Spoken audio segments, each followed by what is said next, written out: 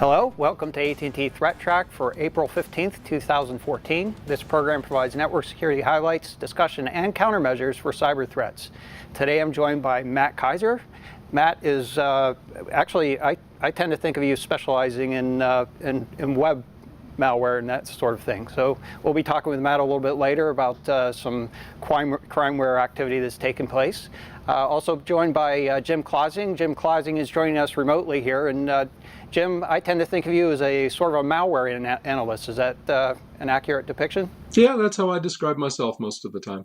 And also joined by John Hogoboom, often a participant on the program and often hosts the program. I would describe him as jack of all trades. Yeah, here. I was just about to say the same. So thanks, guys. Master of none. Yeah, thanks, guys, for joining. And I think what we'll do first here is we're going to go over to Matt, and we'll talk a little bit about the Crimeware. In fact, today is tax day. And obviously, people are clamoring about their taxes, and perhaps they should be concerned about just not getting their taxes filed. Well, what they should be concerned about is other people filing their taxes on their behalf. Right. Great article on Krebs on Security today about a web-based control panel that Krebs found or was shown that some group is using to coordinate fraudulent tax returns. Now, what it looks like is that about half a dozen companies have been compromised, the personal information stolen, which is pretty standard in this sort of attack. But what's happening is the criminals are actually using that personal information to file tax returns and then get back money, which they use. They get those prepaid credit cards and use those, send those to mules to cash out. It's that same sort of life cycle. The unique part is that tax return portion of it.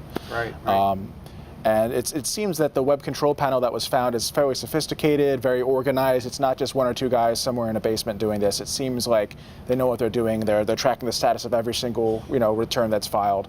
And this is pretty serious stuff and something that people should be worried about this time of year. Right. So, it seems like perhaps the countermeasure, and perhaps we're a little bit late for this, but the countermeasure would be to file early, right? Make sure you get your own, the real one filed in early so that the crime folks aren't able to actually file on your behalf, and they could perhaps try to do an amendment or something like that. But I would think at that point you've probably nailed in your address and where the return is going to and that such, so it would be more difficult to change those things. Do you think that's perhaps accurate? It certainly wouldn't hurt. A lot of the people who reported in that they were victims of this fraud found out that they'd filed their taxes, and the IRS came back and said, you've already done this, why are you doing it again? Right.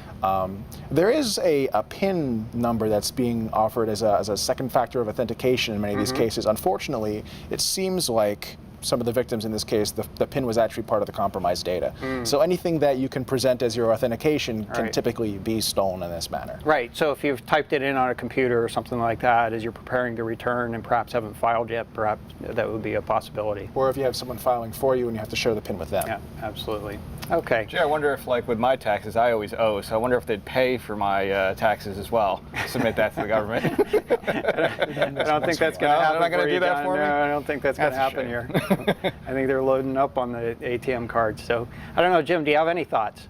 Just that it's, I've been hearing other reports of the tax fraud kind of stuff, and that's not really our thing. But it's the folks who get in there first and claim refunds, even if the user isn't necessarily due one, and then when the real paperwork catches up, then it's the legitimate user who seems to be on the wrong end of things here. Filing early helps, but if you can get in ahead of the bad guys. Yep, absolutely. Get ahead of them. So on to the next story here. Last week, the 800-pound gorilla in the room was the HeartBleed incident, actually a vulnerability associated with HeartBleed. And, hopefully some people have gotten it down to the 400-pound gorilla. But I suspect others kind of feel like it's waiting on them, perhaps a 1,200-pound gorilla at this point. Is there such thing as a 1,200-pound gorilla? In any case, Matt, we've found a couple of new things that are probably worth discussing here. I think Jim's going to be talking about something a little bit later on. But what should we be doing about websites here? So the big question when HeartBleed first broke was, the very first thing in the announcement was you can get private keys stolen through this vulnerability, which is game over at that point for an encrypted website. And there was a lot of back and forth as it's possible, it's not possible, it's improbable, it's not probable. I was a skeptic. Personally, I was too. It seemed like such a rare thing. You're kind of rolling the dice each time you make the attack. But it seems like Cloudflare put together a challenge to see if this was actually possible and crowdsourced it and said, show us that it's possible. Right. And it turns out that it's possible after all. So if you were ever wondering if you need to change your keys and your certificates for your servers, the answer is yes. Yes. So this is specifically for sites that either were vulnerable or perhaps they're still vulnerable. Once they get that patch, they want to expedite the patch. And then subsequent to that, make sure that they revoke the old certificate and replace it with a new one. And I think that, an important aspect of this is that, this is a precautionary measure. Right. What do you think, John? I mean, the chances of this occurring is probably somewhat unlikely.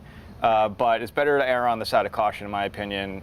Get a new certificate, revoke the old certificate, and just to err on the side of caution with this one. But to that point, there is proof of concept code now that does the brute forcing in a much more efficient manner than ever before. And I know that people are still working to improve the efficiency of the attack. So if you give someone a couple hours or a couple days, depending on the method you're using, eventually you've made enough requests that the probability of you finding the key is high enough. Yeah, and I think that's significant. It takes a number of requests. This is you get back whatever the thing gives you when you do this exploit, and so you have to keep guessing. And in one example, I think they said it took them about 3 million guesses to actually get the key back.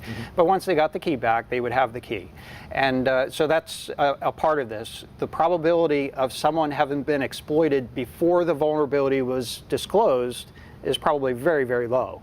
So long as organizations have expedited the process of fixing the vulnerability, the fact that the exploit code is getting better isn't going to be of any consequence at that point.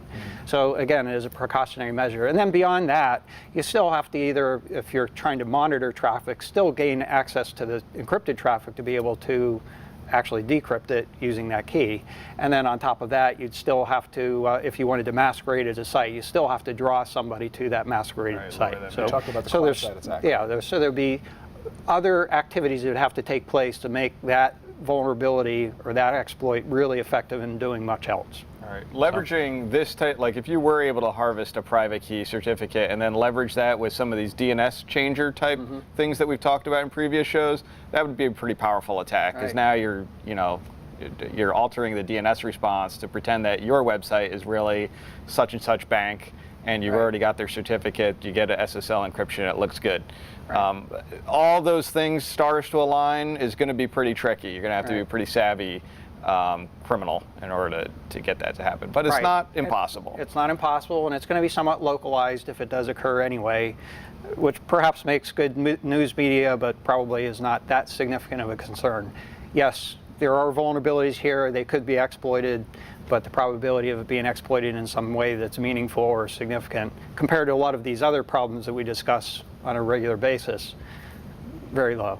One of the things to note is that most of the CAs out there, the certificate authorities, are providing replacement certificates for free in this case, because they know a lot of people want to change their old ones out. So at the Internet Storm Center, we've been tracking revoked certificates from some of the major CRLs, and we are seeing a lot of folks who have been replacing their certificates, revoking the old ones, and getting new ones.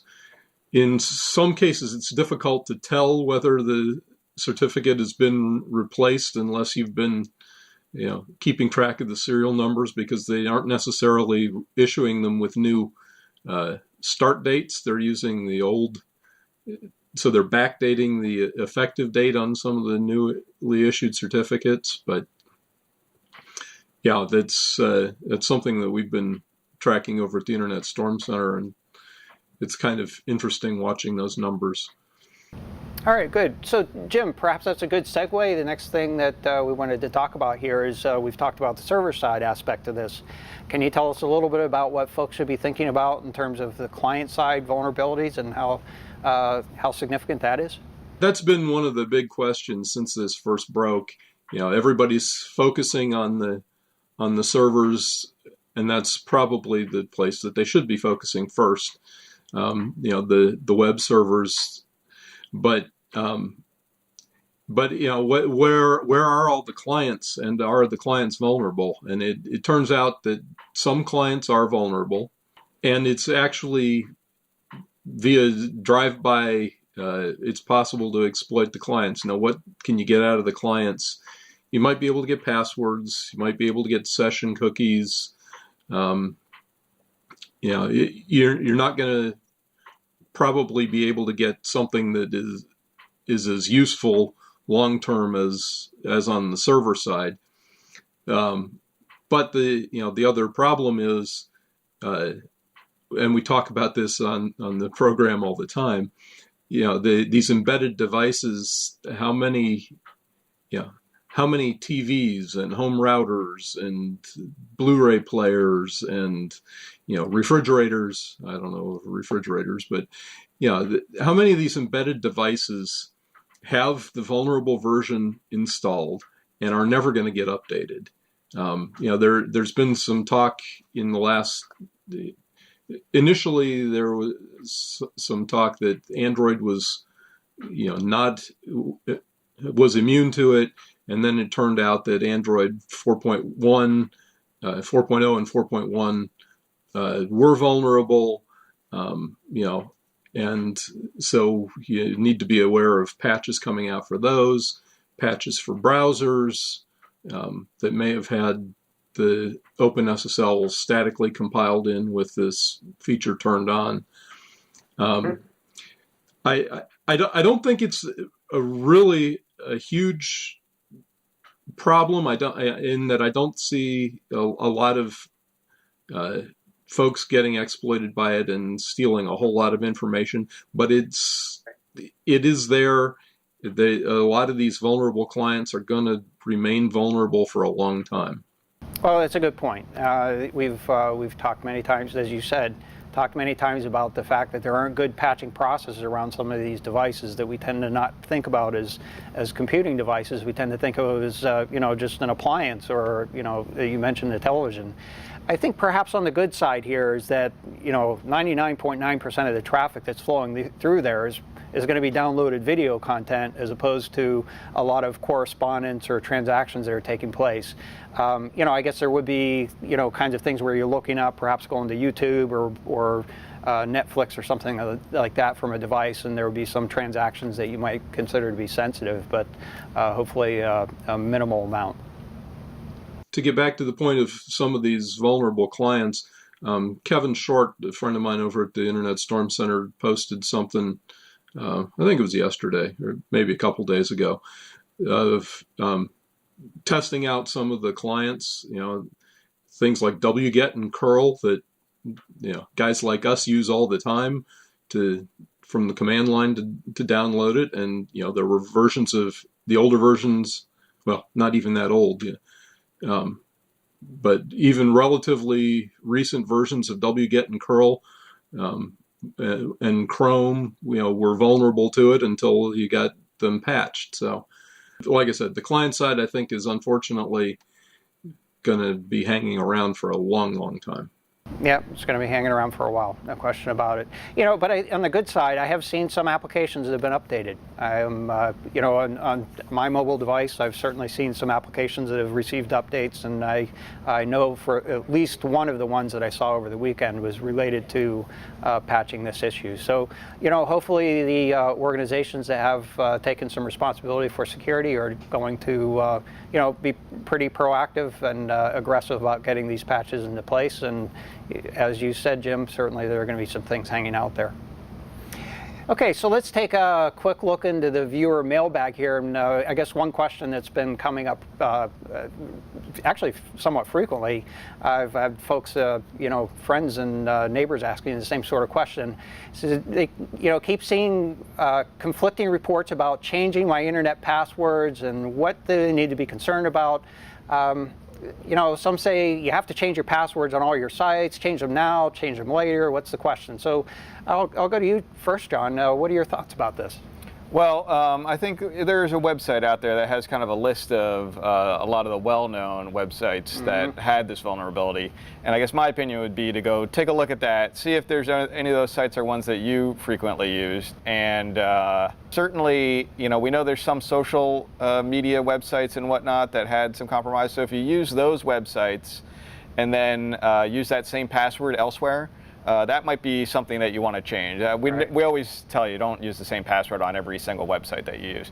So, if you have that kind of situation, I would definitely go change the passwords. But I also wouldn't go into a sky is falling, because there is, the chance that someone actually harvested your password, especially on a very busy site, they would have to do lots and lots of iterations of this attack. Right. And who knows who they're going to get. They're not necessarily going to get your account, but they're getting somebody. So everybody who's watching the show, somebody probably is going to get scooped up in all of that activity. Yeah. Well, and that's assuming they were actually doing it. Right. Yeah. And whether it was actually being this leveraged wasn't or really not. a publicly known vulnerability. There's, there are accounts of, perhaps somebody knew it or somebody didn't know it, and perhaps it's been used, but it certainly wasn't something that was in, in the well-known set of attack activity. We haven't seen any malware in the past that's been doing this sort of thing or had that sort of capability. So, as you said, I think the probability is quite low that it's actually been done. What I think is the original confusion around whether to change your password or not change your password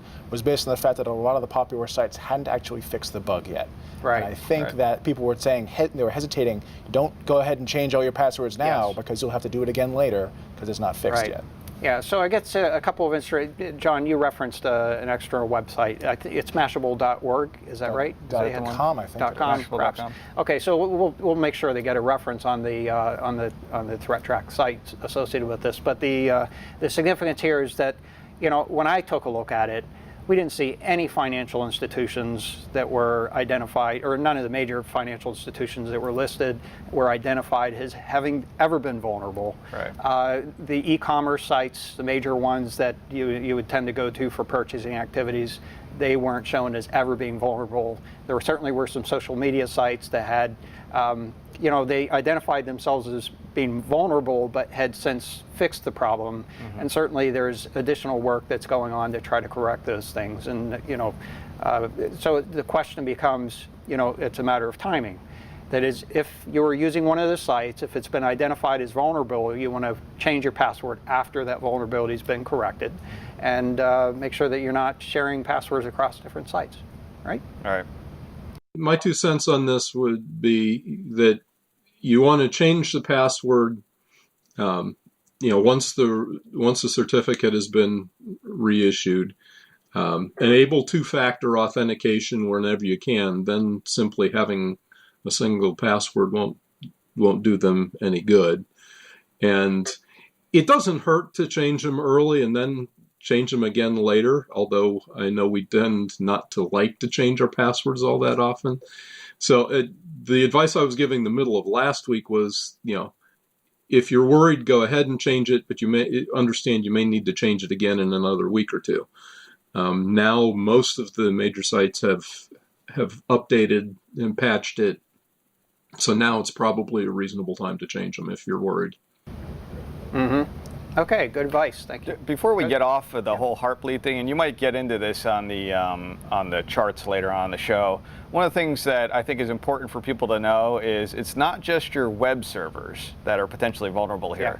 There's mail servers like webmail, there's LDAP, there's the various mail protocols like POP-S, IMAP-S, and there's various encrypted versions of those that use the OpenSSL libraries as the encryption protocol. So you do want to, if you're auditing your own network, make sure that you're accounting for those and not just looking for the port 443, normal HTTPS web port. In fact, two of the top ports that I've seen both on our honeypots and on my home system are 587 for doing encrypted SMTP and 993 for encrypted IMAP. And then the open, some VPN servers that use SSL. I happen to use one on my home system, and I've seen some scanning for that. I've seen the error messages after I fixed it, fortunately. Just out of curiosity, would SOCs be potentially vulnerable to this as well? I'm not sure. I'd have to think about that. Okay. Well, we'll take that as a homework assignment. It just occurred to me now. So, all right. So let's go on to the next topic here. And this is a fairly simple one, but I thought it was kind of intriguing. The headline here is Google may push sites to use encryption. So the question is, how is Google going to force sites to use encryption? Well, obviously, folks that are promoting things on websites would like their websites to show up high in the search results. Right. The higher they are, the higher the probability that somebody's going to actually look for it. Generally when I do a search on Google, I tend to get a list of maybe 500 pages, but I only really maybe look at the first 1 or 2 pages associated with it. So getting your search results high is pretty important. And so what they're considering here is the possibility of ranking sites higher if they have an encrypted interface. So that would tend to incentivize organizations that want to get their websites higher on the list to use encryption on their sites. Now, whether the encryption actually is going to improve things from a security standpoint is actually questionable. I recall a case some time ago where we were actually helping an organization mitigate a denial of service attack. And the fact that the site was encrypted made it significantly more difficult to identify the attack traffic versus the non-attack traffic.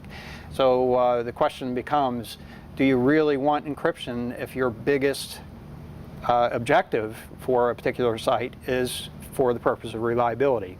There's certainly a point where if you're trying to do personal transactions or authenticate, that sort of thing, you want to be providing encryption and making sure that you're talking to the right site. But if it's just providing information, perhaps it's not quite as important. It's a trade-off. Yeah, I see you cringing here, Matt. I have many thoughts on the topic. The first thing that comes to mind is, is this for major, huge sites, or if I'm just posting pictures of cute ducks for Easter? That's exactly where am I going to be negatively impacted because I'm not encrypting these pictures of cute ducks? If my site has no functionality that requires security of that type, right. Why should I be penalized if my neighbor next door is setting up, cryptoducks.com? This may be, in fact, this exact type of thing that Google will be debating in the process of considering this. Is it really in the best benefit of the users of their service, that is, the users of the search engine, as opposed as inclusive of those that are, getting search results? And that you're exactly right. The question is encryption always the right solution? In security, the principles we talk about are confidentiality, integrity, and availability. And in some cases, availability is the most important thing, and in some cases, confidentiality or integrity are the most important things. They do present trade-offs. That is, confidentiality increases the probability that it's not going to be available for access. So there are trade-offs there, and we'll see how this comes out. It's an interesting topic. One of the things I was wondering, and I didn't check out the article, but I could see, I guess what I'm wondering is are they saying HTTPS with a trusted signing certificate or just HTTPS in general? So if it is like a certificate that's been signed by someone, then you could almost trust that as being a little bit more valued, or I shouldn't say valued, but trustworthy of from a reputation standpoint, that it's probably legit. Because somebody else has already gone through the process of trying to legitimize that that trusted signer. But if it's not, and they're just saying HTTPS in general, then I'd kind of question that approach, because I could see tons of malware guys just throwing up some bogus certificate on their HTTPS site and throwing all kinds of search results to try to get their fake website that's encrypted above higher than a normal site that's not, and try to bump their results up into the. That's interesting. SSL as SEO. Yeah. Right. Well, I have to admit, I don't know that detail, but we'll provide a reference to that article so folks can investigate that further. It's actually a very good point. So, John, let's go to you next here, and we'll talk a little bit about the advanced persistent threats and how those things have been evolving. Right. So, an article came out from the I can't remember the register, I believe, that we have linked here. And they were talking about, we're kind of looking at how things have changed in the past year. So if you remember, about a year ago, I think it was January, February timeframe of last year, Mandiant, a well-known APT investigating company and incident response company, they had released a big bulk of data, and actually the government did as well, in kind of concert with them, about a particular set of actors oriented in China, everyone's pretty sure, nation-state oriented espionage, cyber espionage, and they were called APT-1 and also APT-12. And so what they're kind of talking about is when that story broke and that information was released, there was kind of a dramatic lull in activity from those actors, from the APT-1 and APT-12. And probably about 130 to 150 day of nothing activity. And we kind of noticed, and we talked about this last year as well on our program. And it did resume, and it's since resumed. So the long and short of the story is don't rest on your laurels here. Don't expect that just because the information went away, that it went out into the public domain, that you don't have to worry about it anymore. Right. They did go away, but they're since come back. So yeah. So basically, what you're saying here is our observations are consistent with what the others are reporting here. That basically, this hasn't stopped. It may not be quite so loud in the media lately. There was a lot of media frenzy around it, but the activity has not stopped. My impression has been, quite frankly, is that it kind of shifted away from U.S. targets and has sort of shifted back, or perhaps has included the U.S. targets a little bit more lately. They've kind of come back to the U.S. space. We've seen a lot of stuff overseas in the Asia-Pac area where they've been targeting people in that space. But maybe they were more focused over the past 12 months in the Asia-Pac. Not to say that they weren't ever doing it before. And they've kind of come back to the U.S. and they're looking at more targets in that space again. All right, very good. So let's take a quick look at the internet weather for the week here. And we'll start out by taking a look at port 58455. TCP, and this is one that we've talked about recently. So, and the graph I'm showing here, actually 90 days of data, because I wanted to show the last time that we reported this. This is back in around about the third week in February that we had reported activity on this port previously. And but we've seen a revival of activity on this particular port over the last week or so, and it's scanning activity. There's just scan probes on this particular port. And what we're seeing is a diverse set of source countries that are associated with this scanning activity, but China actually appears to have the most sources. So it's kind of an interesting diversity. It suggests perhaps a botnet, that when you look at that sort of diversity, that it suggests a botnet. And in fact, it's likely associated with the Zollard botnet. This is one that's associated with basically devices that are being exploited. I think predominantly Linux-based devices, is that right? Right, yeah. Other embedded types of devices, similar to some of the other activity we've seen, but maybe some. It's actually interesting in that the embedded devices that they target here, as part of the exploit payload, it'll actually bring down binary payloads for ARM, MIPS, all the various versions of these embedded devices for their underlying architecture, and then it'll try to figure out which one is the right one and run that one on there. Right. So, and actually, that's this deep research site. This is an article, I think, or a blog that was posted back in December 2013, where somebody had identified this. And I think we actually referred to this in a previous time when we reported on this back in February as well. You pointed out there are different types of architectures that they include in the download, or at least availability for download. He also mentioned the x86 architecture. So if you just have a Linux box that happens to be exposed, he's able to exploit that as well. And what this person also observed was that it opened up this port. There's a 58455 on the device, and then proceeded to scan out looking for others. So presumably it's looking for others that have included this backdoor. It's not exactly clear what the objective is for those devices, but clearly they could be used for just about anything. Next item here is scan probes on port 1080 TCP. This is SOX. And we've seen some relatively consistent or off and on scanning activity on this particular port. So I wouldn't describe this as really earth-breaking news here, but the objective here, if you have a SOC server, you can use that as a proxy to get to other systems and do it in a more anonymous way than you'd be able to do it otherwise. So there is some sort of potential malicious motivation for doing this, that is identifying SOC servers. And what we're seeing here is a number of the sources are also showing steady, that is the number of sources that are doing this scanning. Looking back over the last 90 days or so, we've seen some increase in activity, but it's not a significant increase in comparison to what we've seen here is much more aggressive probing activity from some certain sources here. Is there any particular part of the world that this scanning is coming from, or you didn't get a chance to check? I think actually in this particular case what we were seeing is a lot of it from the Netherlands, but I'll have to double check that and make sure. Okay.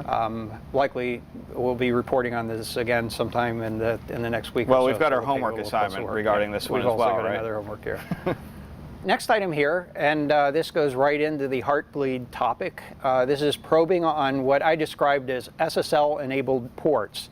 And John pointed out earlier that there are a number of ports that have SSL-enabled functions associated with them. I didn't attempt to try to map those to specific applications. Jim had mentioned some associated with mail applications a little bit earlier, but 443 is one that's well known, but some other ports that if you're looking for this type of activity, you're going to want to check a number of other of them: 465, 563, 636, 695, 898, 989, 990, 992, 993, 994, 995, 20. Oh. Pike. Sorry. Thanks. And 2083, fumble. 2087, 2096, 2484, 8443, 8883, and 9091. So of those, what I basically did is picked out the ones that we saw the most probing activity on in our data. So a lot of these, there wasn't really any significant amount of probing activity that was recognizable, but there certainly were some significant spikes that are worth talking about here. And what I did is, in this case, a relatively rare exception, is focused in on the last 15 days because there is enough little intricacies in this graph that it gets a little washed out if we look at the big ones. First of all, it's important to note, and I think we've reported on this frequently in the past, is there is frequent probing or regular probing activity that takes place on port 443. So you can see the bumps that's shown in the green here, all port 443 probing, not necessarily for this particular event. Clearly, once the information about the HeartBleed incident was disclosed, we saw some increased activity. So whereas we saw spaces in between time periods in the 443 activity in the past, clearly this was starting to fill in as the HeartBleed incident was disclosed. And then as we see here, there are some other ports that started to show up and actually some significant spikes in probing activity. And some of these in particular are 8443, which actually shows, it's actually quite small here in the blue at the bottom side here. Port 465, that is the red spike that we see here. Port 995, which is the light green that's showing in the back. And then we also see in the tan, which is 587. And then there's one additional one, 993, which is actually these big spikes of the cyan type or light blue color.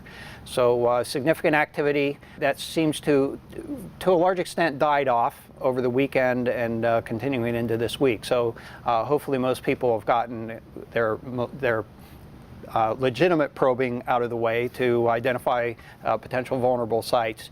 And I guess we had mentioned or wanted to mention earlier that if you're probing for sites that might be vulnerable, make sure you're only probing your own sites. That other organizations, if they're seeing you probing, they don't know whether you're probing for some good reason or whether you're actually performing some malicious activity. So and they might want to take action against that. So only probe your own sites for the potential of the vulnerability. And another one related to this, in terms of scanned sources that are doing probing on port 443, I thought this was kind of an interesting observation that right around April 11th, showing here, And then more recently on the 15th, we saw some significant spikes, and not huge, but significant spikes in the number of sources that were probing on port 443. And I don't think it's a coincidence when that occurred. What this is very suggestive of is a botnet that has been basically activated to do the scanning. And these spikes in the number of sources are actually very attributable to sources in China. That is, it popped up in the order of around 800 or so sources that were doing this probing. So it's highly likely that there's maliciousness associated with this in terms of intent. This is clearly not probing their own sites because it's coming from China and going around to other countries. So most likely associated with, and very aggressive, covering a lot of address space. So most likely associated with some sort of malicious activity. And not just simply doing a good thing to identify vulnerable sites. Next item here is to look at the 10 most probed ports for the week, and top of the list here are port 22, next in line port 23 TCP, 445, 3389, that's remote desktop protocol, port 5000 TCP, and this is one that we had associated with the, help me out here, John, this is the disk manager application. Synology Disk Station Manager, I think, something like that. So the port 5000, 23, and 22 we generally associate with the Internet of insecure devices that are being exploited and used in botnets. Port 80 TCP and then 123 UDP, that would be looking for NTP servers, network time protocol servers, to be used in denial of service attacks, which is dying off. We'll do a little bit of an update on that next week. And then 443 TCP, no surprise about that one, and then 8080 TCP. So what we're going to do is take a look at the most sources probing here. In this case, again, far and above the others, port 23 TCP, followed by 445, port 80, and then we also see some of the P2P activity for that continuing to die off zero access botnet.